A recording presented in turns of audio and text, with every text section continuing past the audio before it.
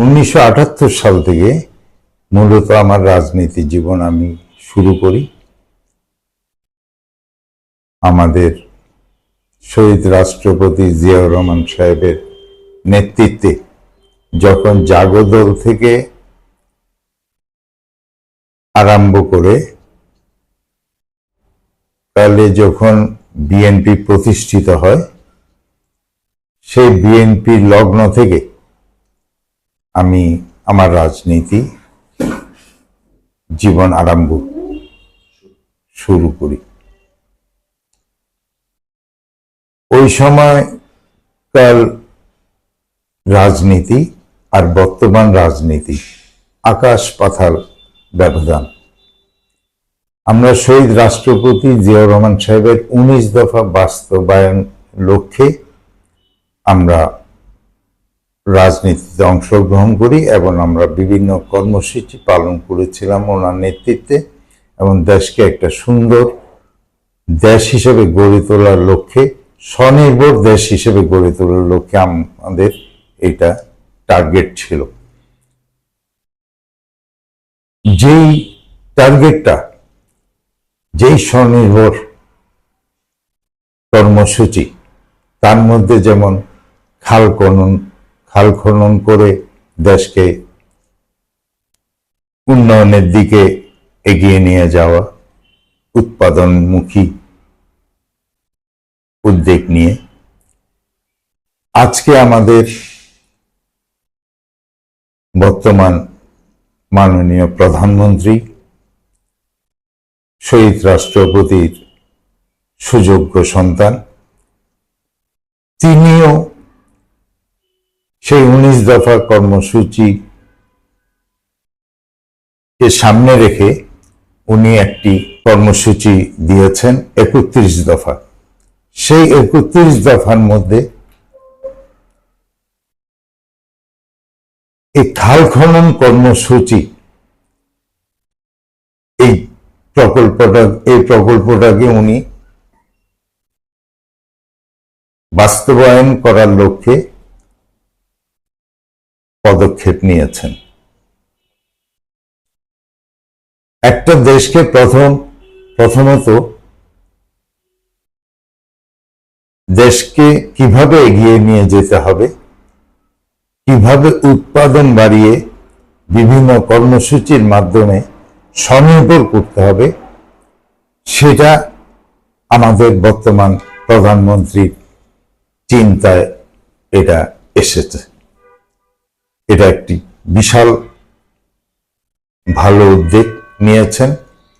আশা করি আমরা সবাই ওনার নেতৃত্বে সঠিকভাবে যদি আমরা আমাদের দায়িত্ব পালন করতে পারি, অবশ্যই এটাতে আমরা প্রতিফলন পাবো এবং এটার একটা রেজাল্ট আমরা পাবো। 2010 থেকে 2015 সাল পর্যন্ত আমি কাউন্সিলর হিসেবে এই 31 নম্বর আলকন ওয়ার্ডে দায়িত্ব পালন করেছিলাম। তো আমি বিপুল ভোটে, এলাকাবাসীর বিপুল ভোটে জয়ী হয়ে আমি দায়িত্ব পালন করেছি এবং যতটুকু পেরেছি এলাকার বিভিন্ন সমস্যা, বিভিন্ন ধরনের কর্মসূচি বাস্তবায়নের লক্ষ্যে আমি এগিয়েছিলাম। আমি পদক্ষেপ নিয়েছি এবং এলাকাটাকে যাতে আমি সুন্দরভাবে সাজাতে পারি।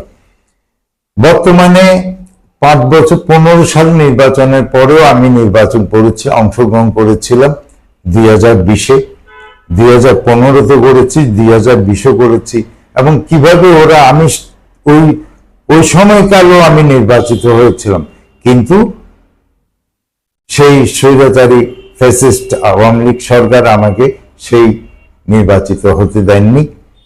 কিভাবে নির্বাচন হয়েছে সেটা জনগণ জানে, দেশের মানুষ জানে, বাংলাদেশের মানুষ জানে। এটা নতুন করে কিছু বলার অবকাশ আমার নেই। আজকে এলাকাবাসী বিভিন্ন ধরনের সম্মুখীন হচ্ছেন, বিভিন্ন সিটি কর্পোরেশনের সেবামূলক কাজে থেকে ধরতে গেলে সবাই বঞ্চিত। একটা ন্যাশনালিটি সার্টিফিকেটের জন্য যদি যেতে হয়, সেখানে সময় লাগছে প্রায় 1 সপ্তাহ, 10 দিন, 15 দিন। হয়তো আমার আর্জেন্ট দরকার হচ্ছে কোনো চাকরির বিষয়ে বা কোনো কিছু কাজের বিষয়ে, আমি কিন্তু ওকে কোনো হেল্প করতে পারছি না। তো এখন যদি নির্বাচন যদি না হয়, তো তাহলে তো বিভিন্ন ধরনের সম্মুখীন এলাকাবাসী পাবে। সুতরাং আমার দৃষ্টিতে যতটুকু সম্ভব সত্তর এই নির্বাচনটা দিয়ে আমাদের প্রধানমন্ত্রী যে একটা ইস্তেখার দিয়েছেন, করেছেন 31 দফা বাস্তবায়ন করার জন্য, এই ক্ষেত্রে আমার দৃষ্টিতে আমি মনে করি নির্বাচনটা খুবই জরুরি হয়ে পড়েছে, স্থানীয় নির্বাচন। এখন এলাকাতে কোনো ওয়ারিশিং সার্টিফিকেট কারো প্রয়োজন হলে সেখানে 1 মাস 2 মাস সময় লাগছে। এটা কিন্তু তাইলে তো দেশের মানুষ কষ্ট পাচ্ছে, এলাকার মানুষ কষ্ট পাচ্ছে। তো সুতরাং এলাকার মানুষের কষ্ট থেকে রেহাই দেওয়ার জন্য আমার মনে হয় স্থানীয় নির্বাচনটা খুবই জরুরি।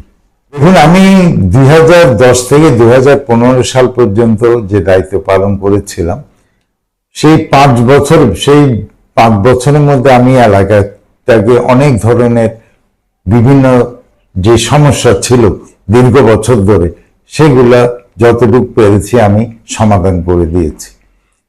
এবং সব সময় আমি কাজ করতাম এলাকাবাসীকে সাথে নিয়ে, ওনাদের পরামর্শ, ওনাদের আইডিয়া এবং কিভাবে কি করা যায় এই সমস্ত নিয়ে আমি ডিসকাশন করতাম এবং একটা পদক্ষেপ নিয়ে আমি কাজগুলো সমাধান করতাম।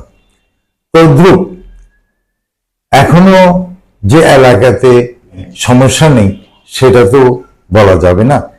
এলাকাতে তো সমস্যা আছে, যেমন মাদকের সমস্যা প্রধান, যেমন জুয়ার সমস্যা প্রধান। অল্প অল্প ছোট ছোট ছেলেরা, বাচ্চারা বিভিন্ন এই সমস্ত কাজে লিপ্ত থেকে জীবনটাকে ধ্বংস করে দিচ্ছে। তো এটা বিগত সরকারের আমলে যেভাবে এটা চাঙ্গা হয়ে উঠেছিল, এটা রোধ করা এখন যার পক্ষে এটা আমাদের জন্য কঠিন একটা চ্যালেঞ্জের ব্যাপার হয়ে দাঁড়াবে।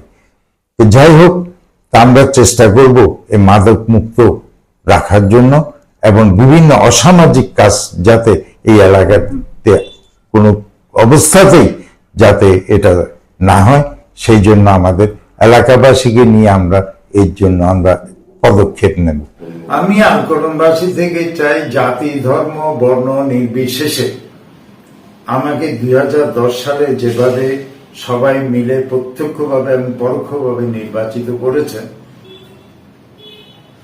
যদি আমি প্রার্থী হই, আমাকে যদি প্রার্থী করেন, তাহলে অবশ্যই আপনারা ওইভাবে আমাকে আপনাদের মূল্যবান ভোট দিয়ে আমাকে দায়িত্ব পালন করার সুযোগ দেবেন।